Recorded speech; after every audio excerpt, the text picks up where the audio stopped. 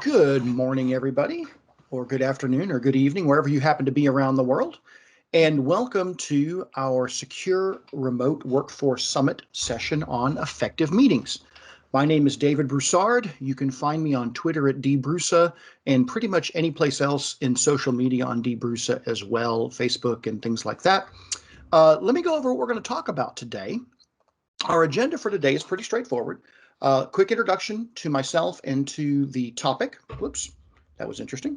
Decided to go on to the next page. Introduction to myself and to the topic in general.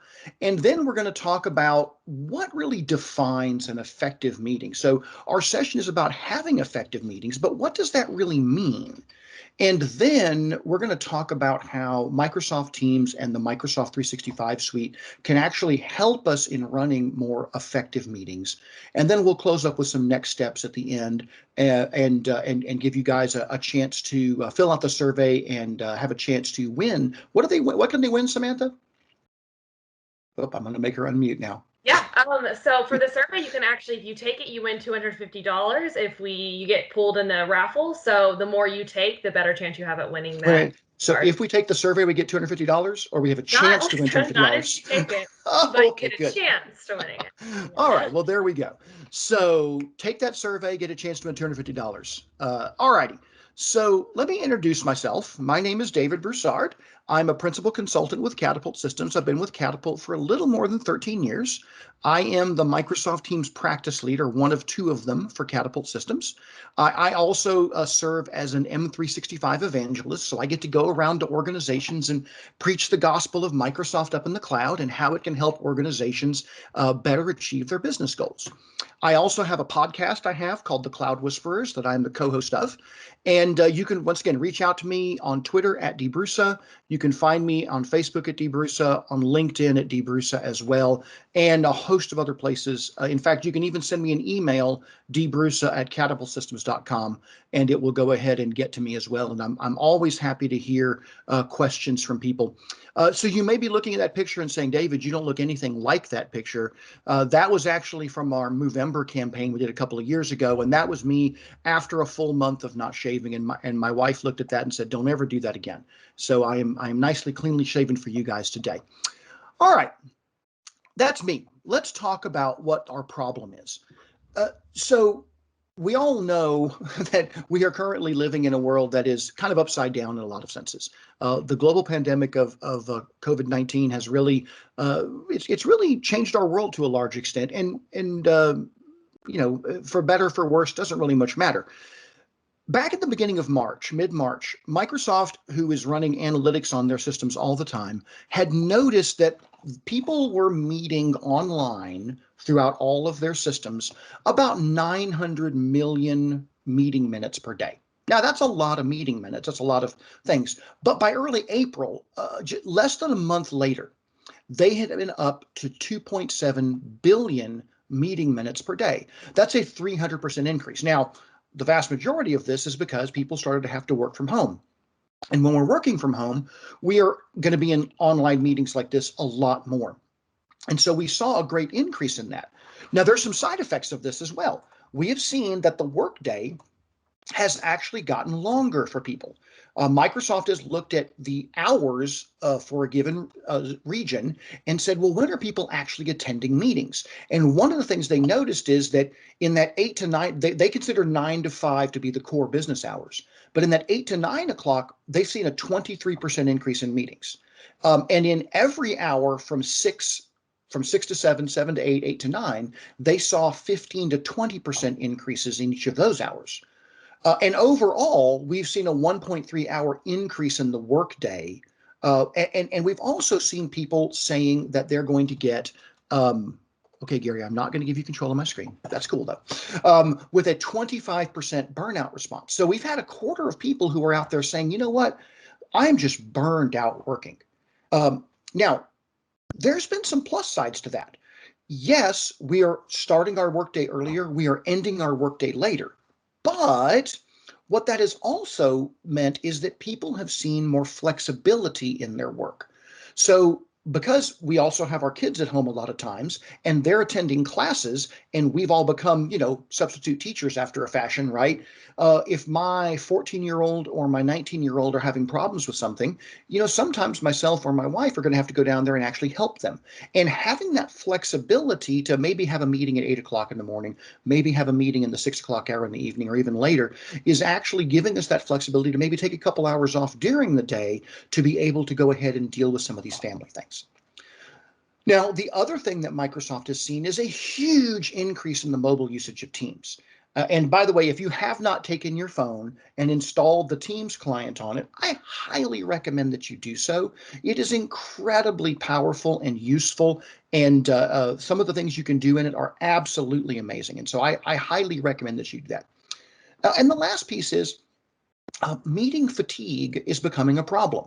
I know not that long ago, I was looking at my calendar and realizing that I would go through a 9-hour day from 8 in the morning to 5 p.m. And I would look at my calendar and I would not have a single block of non-booked time the entire day. I would go from one meeting to the next meeting to the next meeting to the next meeting to the next meeting. And what happens with that is you don't get a chance to go to lunch. You don't get a chance to get up and stretch your legs or do anything. You barely have time to actually think about the meeting that you were just in. You're just going from session to session to session. And that's a problem as well. So all of these things are problems that we have. And one of the ways that we deal with those is we have to think about how do we actually run an effective meeting? And so to do that, we need to talk a little bit about what an effective meeting actually is. So what is an effective meeting? Well, to be effective, there's things we have to do before, during, and after a meeting to make sure that we're actually being effective in our meeting. One of those things is, if we're going to have a meeting, we ought to have an agenda, right? And we also need to make sure that we have the correct attendees there. One of the worst things we can possibly do is, and this, I've seen this many, many times, we'll have a meeting and we'll invite a whole bunch of people. And we end up talking to 2 or 3 of them, and the other 8, 9, 20, 30 are sitting there with nothing to do. And so what are they doing at that point in time? They're multitasking. They're not paying attention. But it's eating up their day. It's increasing that meeting fatigue. If we're going to have a meeting, it's important for us to make sure that we go ahead and provide important materials to the people in that particular meeting as well. So when we're sending out an invite, we shouldn't just send out an invite that says we're having a meeting, right? Make sure that our subject line means something. Make sure that if we have documents we want to review, that we either provide a link to that team site or to the documents in SharePoint, or attach documents directly if that's the way we have to work it. So make sure people have that information. And by the way, when you do that, create an expectation. Hey, we're starting this meeting. I assume that everybody has read the PowerPoint presentation that I sent out. And when you do that, what's happening is you're starting to build expectations from people that if I give you a document in a meeting request, that I've expected you to at least looked at it before the meeting. Now, if we're going to be respectful of people, and we have a meeting that's supposed to start at 10:20, we start at 10:20. And if it's going to end at 11, like this one, we're going to end at 11. If we start late or run long, what happens is we're not really showing respect to the people inside the meeting. And by showing respect to the people in the meeting, it means that they're more likely to show respect back to us. They'll pay attention. They'll be involved in the meeting. That's the kind of things that we want to have. And by the way, if things get distracting or off topic, right, we really don't want to go ahead and just continue on with those things. Put them in a parking lot. As a good meeting facilitator, make sure that you don't want to jump on it immediately. Let it go for a little bit. When you realize it's starting to get distracting, say, hey, let's go ahead and put a pin in this. Let's write this down. We'll come back and talk about it later. It's not part of our agenda. And by the way, that implies that we're going to be capturing action items and meeting notes, right? And after our meeting, we need to make sure that those action items and meeting notes are sent to the people who attended and people who perhaps missed the meeting as a recap. And when we do create action items, we've really got to follow up on top of them. So let's talk about a few other things that we want to talk about meetings in general. So when we're starting a meeting, one of the very first questions you should ever ask yourself is, should this be a meeting or should this be an email? Or should this be an ad hoc conversation? One of the great powers of Office 365, Microsoft 365, Microsoft Teams is if I have a question and I know that I really need to get, say, Samantha's input on something, and maybe say Samantha and Angelica's input on something, I can actually go out and simply quickly open up a chat with them and we can have a conversation. Now, that tends to be topical. I don't have to create an agenda for it because it's probably about what we're talking about already. But if I'm going to create a meeting, if I'm going to schedule something, I really need to think about that fact and say, is this really the best use of our time? Or is this a private conversation? And one thing we also need to understand is what is the decision point that we're really trying to get out of this particular meeting? When we have a meeting, it's often, not always, it is often we're trying to accomplish something, and usually that's a decision. Sometimes it is educational. As an example, this is a meeting right here. The purpose of this meeting is to impart information, to be educational to you, the attendees of this meeting. But a lot of times when we're having a meeting, the purpose is to say, okay, are we ready to move on to the next phase? Is this deliverable okay? Have we reviewed this architecture successfully? Are these documents ready to send to the customer? Those kinds of questions are the decision points, and we should definitely go ahead and make sure that we highlight that. And that goes into setting our agenda. So if we can't define what our agenda is going to be, then maybe we aren't ready to have our meeting yet. So let's not have the meeting. Let's go ahead and create that agenda first. And yeah, that does actually lead to the infamous, let's have a meeting to set the agenda for the meeting. I have been involved in those. And sometimes that's actually appropriate, especially depending on how large that second meeting is actually going to be. Also, make sure that you reserve time for questions at the end of your meeting, because a lot of times either there's going to be questions during the meeting or there's going to be questions at the end. And if you don't do that, then you may not be able to capture some of that important back and forth information. When you create your agenda, that's going to set your duration. And there's a couple of things to think about with that. Don't make it too long. Don't make it too short. There's almost nothing worse than having a meeting where you need an hour and you've only got 30 minutes. That's as bad as a meeting that is an hour long, but you only need 30 minutes. Although, as we've all heard the phrase, right, I'm going to give you some of your time back today, right? I've booked an hour, but it was only 30 minutes and you're going to give me 30 minutes back. Yeah, that's nice to have that 30 minutes back, but it also means that we didn't really think about what our agenda was beforehand, okay? If we're going to have really long meetings, 2 hours or more, it's a good idea to schedule breaks into them and allow people to go ahead and step away from their computer, to mute themselves, turn off their cameras, go take a 5, 10, 15-minute break, and then come back refreshed and ready to move on to the next things. And if you're in person, because this does happen as well, or even if you're virtual and you can, and it's going to be over lunch, if it's going to be over dinner or something like that, it's not a bad idea to think about having some food catered in, or at least allowing people to schedule that, so that there's an ability to understand that we're having a meeting over a mealtime. And while it's important for us to have the meeting, it's also important for us to, as I had a coworker say many years ago, fuel the rocket. Okay?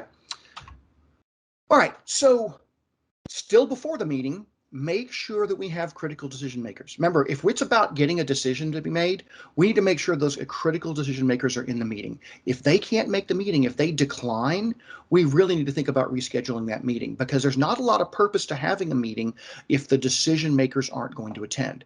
And if it's a standing meeting that you have every week or something like that, or every month, and they're not able to make it on a consistent basis, then you need to think about changing the time of the meeting or the format of the meeting. Another thing is, don't include people who are supernumerary, right? Unless they're adding something to the meeting, then it's probably not important for them to actually be there. If they aren't presenting or deciding, then think strongly about whether or not you actually need to have them there. Now, it might be that you keep them there to answer questions. That's perfectly valid. But don't invite a whole bunch of people that don't need to be there. And if you have a team that you're working with, think about inviting one person from that team as opposed to the entire group, and then let that one person take that information back to the rest of the group. So for example, if I'm going to involve myself with, say, the marketing department, right, or the HR department, instead of inviting a whole bunch of people in HR, I should invite one, maybe two from each of those locations, and then let them take that information and disseminate it inside their organization. Therefore, we can keep our meetings smaller and tighter and more compact. And then lastly, like I said, set those expectations. If I'm going to send you information in the agenda, if I'm going to send you attachments, if I'm going to give you references to documents, make sure it's clear that I need you to have read this before the meeting so that when you show up at the meeting, you can actually participate. So once we're in that meeting, what's going to happen now, right? Now, I talked about starting on time. It's important. And it's also a good idea to keep keep aware of the time so that 5 minutes or 10 minutes from the end, depending upon if it's a 30-minute or an hour-long meeting, but right before the end of the meeting, it's a good idea to have somebody, you, if you're the organizer, right, be able to say, oh, wait, we've only got 5 minutes left. We've only got 10 minutes left. It's time for us to wrap this up at this point in time. Okay. We can use the agenda for that as well. Make sure that we're going through all the topics in the agenda. And if something comes up that's not part of the agenda, be ready to put that in the parking lot if we need to. And once again, capture action items. It's often the case that we're going to capture decisions, but we're also going to capture the action items. Okay, we've decided this. Now I need this person to go out and do that. And it's important when we have action items that we assign them to somebody because that creates responsibility. And then, as we're noticing here, use video, right? Use video to increase immersion, make conversation easier, and to keep people's attention.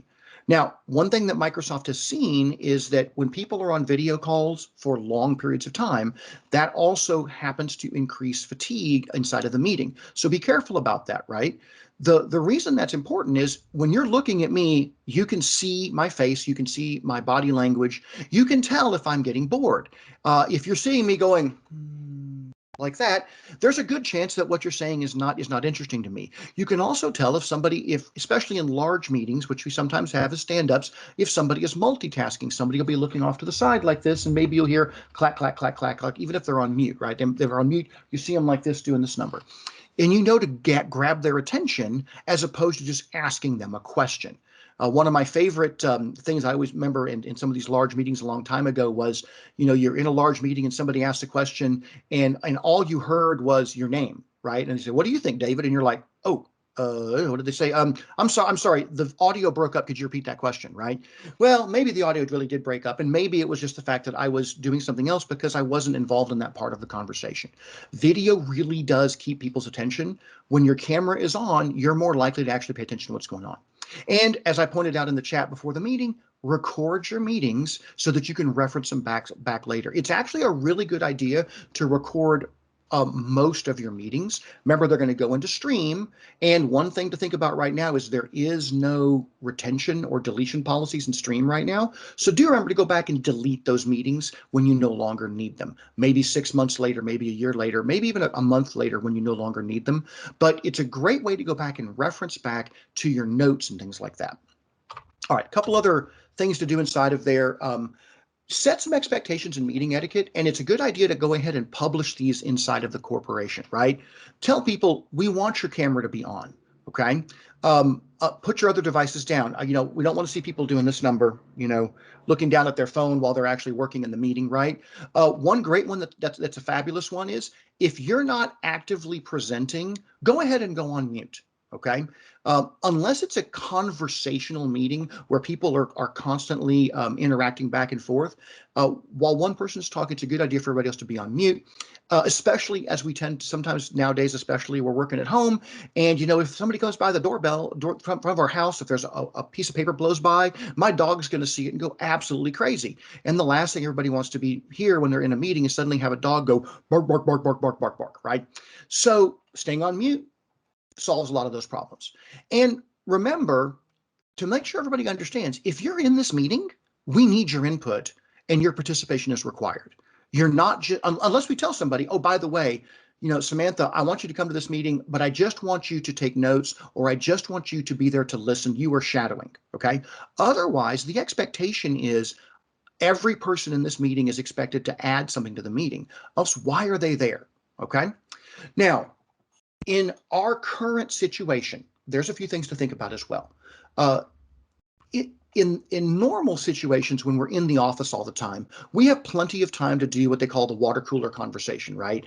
You're going to get a drink at the water cooler and you can see somebody else. You can ask about the football game. You can ask about the kids, things like that. We're not getting that opportunity these days. And so one thing that we've seen a lot of organizations have success with, and we do it at Catapult as well, is when we do have a meeting, reserve a little time in the front or at the end, right? Add a little time for some catch up. right? And we do this, I do this a lot. I'll be on the phone with somebody and we get done with our stuff, ask them how they're doing. Hey, how are things going? I haven't seen you in a while. And that kind of connectedness actually is really powerful, especially when we're all working remotely and there's a lot of tension in the air.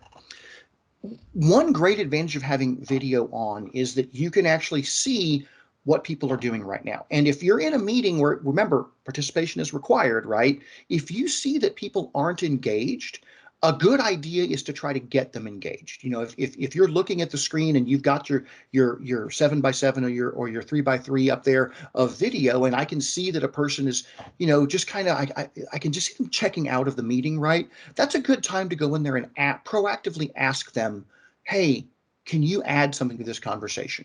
Okay. Um, and lastly, right now, especially be tolerant of interruptions due to life. So I've been working with a colleague they're having internet connectivity issues at their house, and he'll be in a meeting and then suddenly he drops, and then he comes back on and he's on his cell phone tethered because once again his internet has dropped. As I said, my dog, when she sees something in the yard, is going to bark. Sometimes kids are going to be kids. Be tolerant of that. That stuff is going to happen right now. So all of this is helpful. Now, that's during our meeting. What about at the end of our meeting? We need to make sure that we provide a recap to people, right? So whether you attended or not, it's a great idea to send out notes after the meeting and to make sure people understand where that meeting is and where they can get to all of the details around it, and make sure that as we create action items that they're followed up on, because if we don't follow up on those action items, we're busy people, it's possible those things are going to get forgotten, and then we're going to have lost the momentum from having in the meeting. All right, so those are some tips about how to run an effective meeting. So let's talk about how teams can actually help us run more effective meetings. So when we think about the before the meeting, right? We talked about the should we have this meeting, right? That's one of our big questions. Well, as I mentioned before, one of the great things we can do with teams is, maybe I should just reach out to one or two other people and say, look, can we solve this? Is this really what they call a four eyes conversation, right? It's two people, four eyes. Is that really all that's needed? Do we need to schedule time? Do we need to bring more people into this, or can we really have two decision makers actually look at this? Okay. Sometimes we're going to go from that and we'll use that to refine our agenda and make sure we know that our meeting is going to be tight and to the point. And also, another thing that we can also do is look out there for meetings that are already existing, because maybe we have a daily stand-up and we can simply add this content to the daily stand-up. We may not need to have an additional meeting, okay? So look for some place where the decision makers are already showing up. Now, when we talk about scheduling the meeting, here's a really good trick that I love. I like to schedule my Teams meetings in channels. Now, why would I do that? If you're familiar with working with Microsoft Teams today and you schedule a meeting through Outlook, what's going to happen is that meeting is going to live in your one-on-one chat bar. And that's a place where I can go back and I can find the recording, I can find the participants, I can find any meeting notes and files and everything I might have done inside of that meeting, right? That's useful. But what a lot of times we're having meetings, they're related to a project, and I've already got a project team. So instead of me taking that meeting and sticking it into the chat channel, if I instead schedule that meeting in one of the channels of the project team, right? Then what happens is all of that context stays with the project. And one of the great powers of Microsoft Teams is its ability to contextually pull things together. And this is one of the things that we can do. Now, when I say that, here's the caveat. You can't do that if you schedule your meeting from Outlook. You can only do that when you schedule your meeting from inside the Teams client. And that's one of the reasons why I tend to actually schedule almost all of my meetings from inside the Teams client. Now, another big thing that we're doing, and the way Teams and Microsoft can help us, is we can actually use the scheduling assistant. If you haven't gone out and done the scheduling assistant, we probably have all done it in Outlook, right? I tend to use Outlook Web Access because the scheduling assistant there is actually, in my opinion, superior to the one in the desktop app. The other thing that we can do if we're working with people who are outside of our organization is we can use the Find Time add-in. This is an add-in for Outlook. It works in both the web and the desktop app that will allow us to go out and pick some times to have the meeting. And then what we can do is we can ask everybody to go and vote on when they want to have that thing. Go ahead and put in the agenda, but one of the neat things that Microsoft is doing is it's using the Insights feature now to actually go out and find related documents, either emails or documents, and provide them to you inside of the meeting. So when you open up a meeting and it's about a particular project, it might very well show you documents that you've been editing or others have editing related to that particular project. And remember also to provide a buffer for attendees. Now, what I'm going to do here is I'm going to demonstrate a couple of these things to you. So the first thing I'm going to do is I'm going to bring up my Outlook, and I'm going to use the Outlook Web Access because that's the one I happen to use usually. And if I can get it to, hello, that's fun. There we go. Let's see if it's going to decide to maximize. It doesn't want to maximize. Huh. Let's try that again. I'm not sure why it's doing that. So let's close it and reopen it. Always fun. And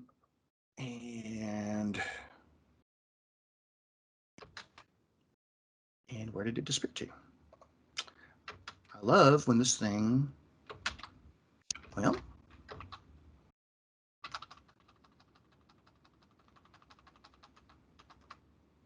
now it's shown up, but I can't find it. All right, well then we'll do this. We'll do it the other way. I will go ahead and pull up my regular Outlook. All right, so when I go out and look at these particular, and I'm scheduling something, I can go over here and pop over to my calendar entry. I'm gonna go ahead and come on, click to my calendar.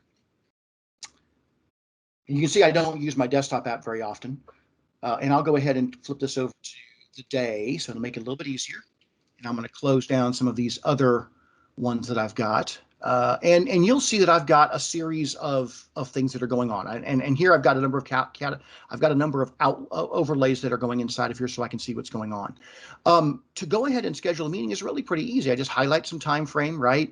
And I can click on New Teams Meeting if I want to, right from here. Now, when I do that, it's very easy then. Well, okay. Come on. I have the little circle now that's just spinning around itself. There we go. And I'll pull this up here. And so as you see out here, I can go out and give it a title, right? This is going to be Project ABC Review.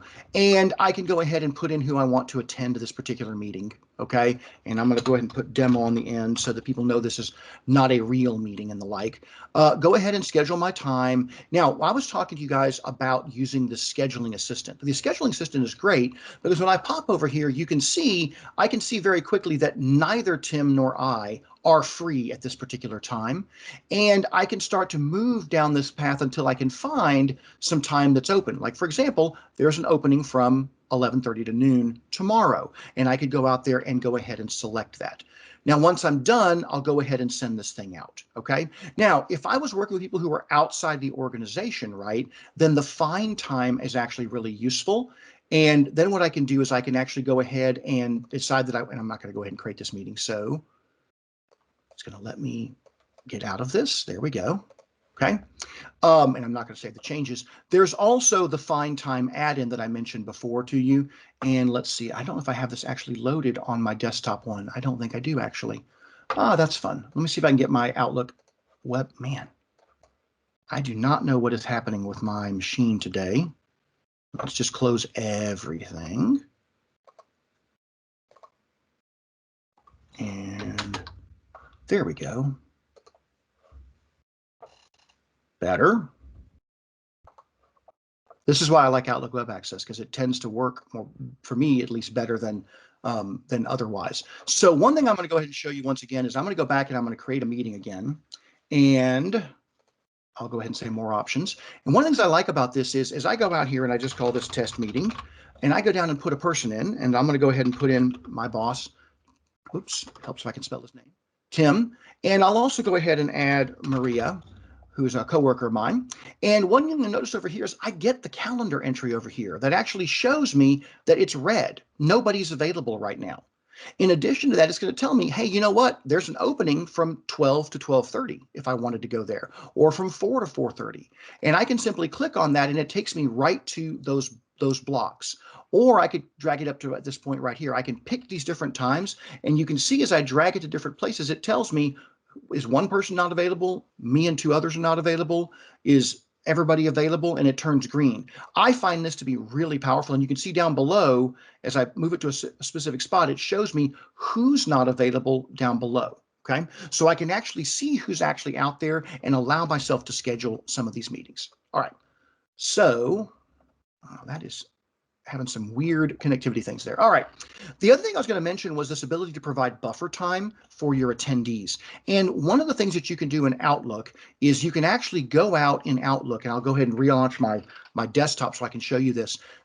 In the setup behind the scenes of Outlook, when you go to your options here, there is a place under the calendar where you can actually choose right here to end appointments and meetings early. And you can choose, hey, how much time do I want to end it early if it's a 30-minute or less than an hour meeting, or less than or a 1 hour or longer meeting. And I can choose the buffer time that I actually want to put inside of these meetings. And this is a great idea to go out here and actually do this, because when you do that, what it's doing is it's allowing people to have a little bit of flex inside of their schedule. I once worked in an office where they had really long walks between buildings, and we had to do that. We had to do that just for travel time. Okay. Now, let's go ahead and go on to the, man, it's not letting me close these things. There we go. All right. So that was my quick demo on that one. Let's pop on and talk about what we do during a meeting. Obviously, sticking to the agenda, the start and stop times, very important. Using the video is really important as well, because it lets you see who's out there and working. And then capture our action items and our notes and record the meeting. Now, we're recording this meeting, but what I've done here is I've actually brought up, and I'm actually running another meeting right now. Simultaneously, I'm running it in my browser, which is one of the things that you can do as well. And one of the things that you have in the more actions area is this thing called meeting notes. Now, let's say you're in a meeting and you suddenly realize, ooh, I need to write some stuff down. Now, I could, if I really wanted to, pull out my trusty, pen and paper and write things down if I wanted to. But one thing I really like about the meeting notes is they're shared and they stay with the meeting. So I can come into here and I can say, you know what, I want to add some action items for this particular call. And I'm going to come down here and I'm going to say, all right, I want to assign this. And by just doing an @mention, it shows me the people in this meeting. And I can say, Jeff, review the deliverable, and Maria,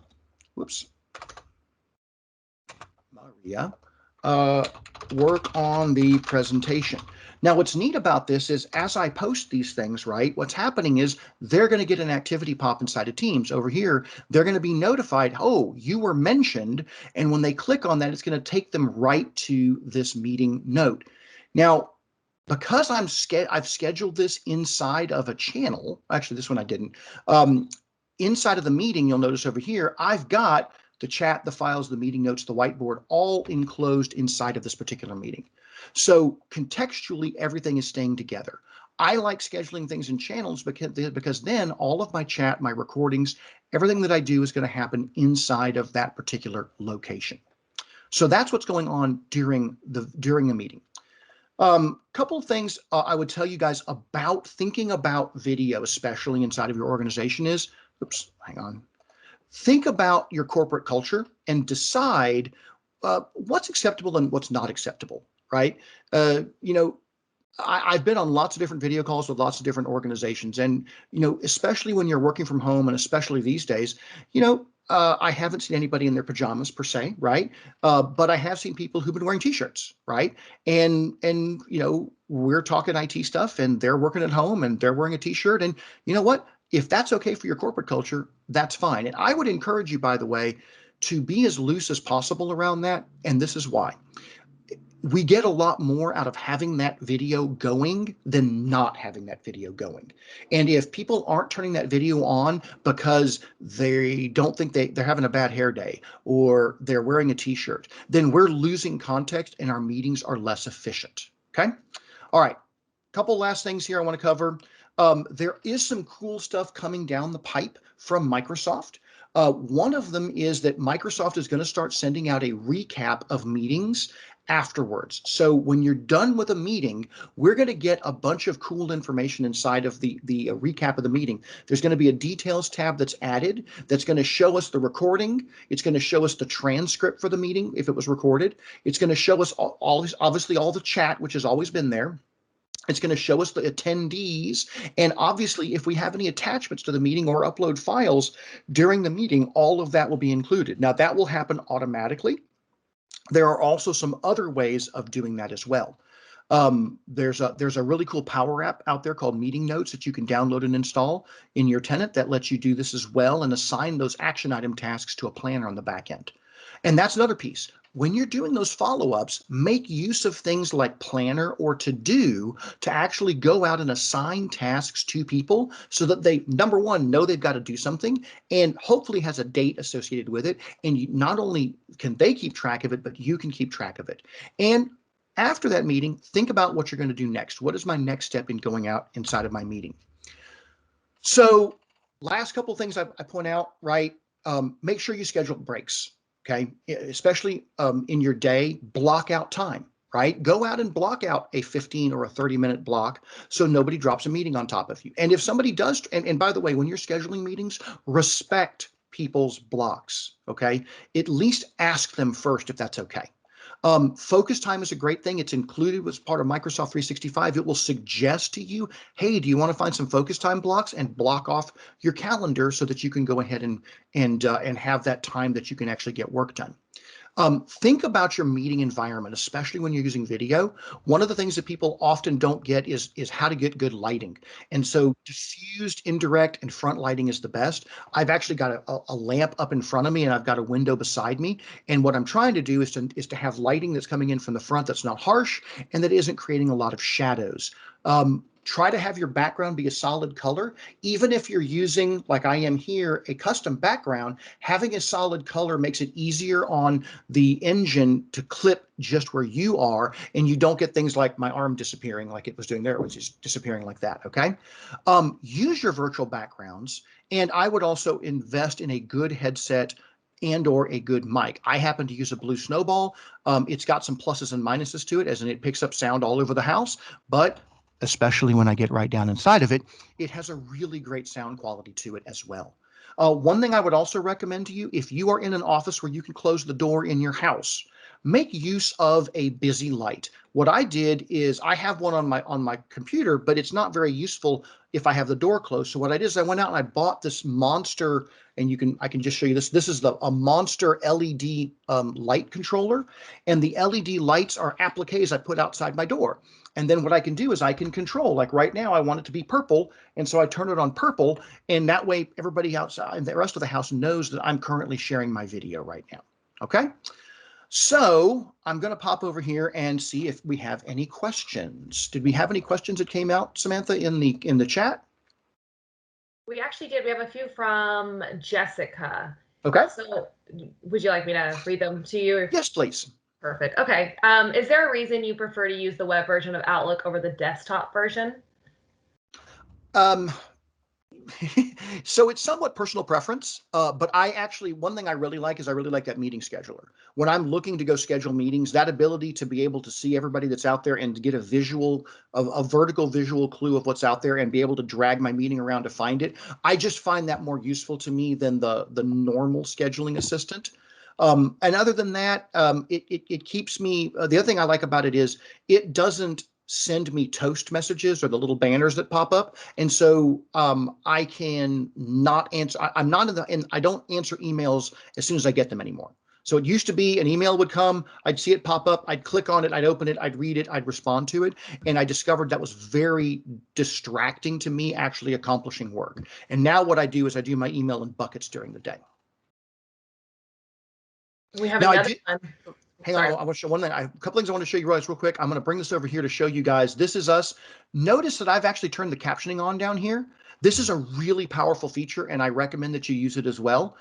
Go in here and turn on, it's going to decide to work with me. It's really not, my mouse is just not deciding to click when I click places. But inside of there, you can turn on the captioning.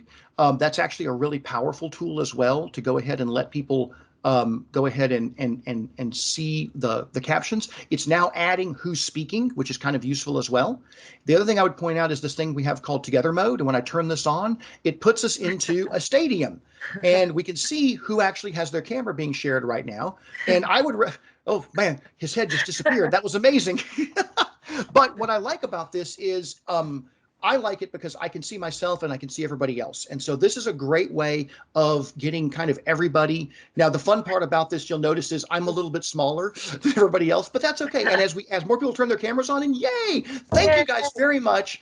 I do, by the way, one thing I love to do in these meetings is, as people go out and do this, I like to go out and grab a quick screen share, a screen grab of the people who have added themselves into here. And I just think it's awesome to go ahead and see those out there, because this is a great way to kind of all of us see each other. And like you said, you'll notice it's growing. Microsoft is going to be adding new backgrounds to this as well. So instead of us just having this kind of college auditorium, they're going to have like a boardroom. They're going to have they had like 6 or 7 different ones that they're adding, which I think are really neat. But this is a great way when you're having a meeting, especially a large meeting, for everybody to get a chance to see everything. Okay. And so, because I do try to respect your time, all right, I am going to go ahead and tell you guys that we're going to stop this meeting now. However, I will hang on and answer a few questions if anybody else wants to answer questions. And you know how to reach me on Twitter, on Facebook, all those different places. Happy to take your questions anytime. Okay? Awesome. There was one more question, David, from Jessica asking, let me find it. Is this the to-do task in Outlook as well, or only the planner? All right, so the to-do is actually a Microsoft application inside of Microsoft 365. And to-do is it's eventually going to replace the tasks in Outlook. But if you use the desktop Outlook version and you click on tasks, you're still using Outlook tasks. If you're using Outlook Web Access, you're going to Microsoft To Do. One of the really nice features of Microsoft To Do is if somebody assigns a task to you in Planner, it shows up in your To Do automatically. You can also add your own tasks, and you can create lists of tasks with your coworkers. So it's a great way of doing light task management if you need to, but it also integrates with Planner, which is a little bit heavier task management.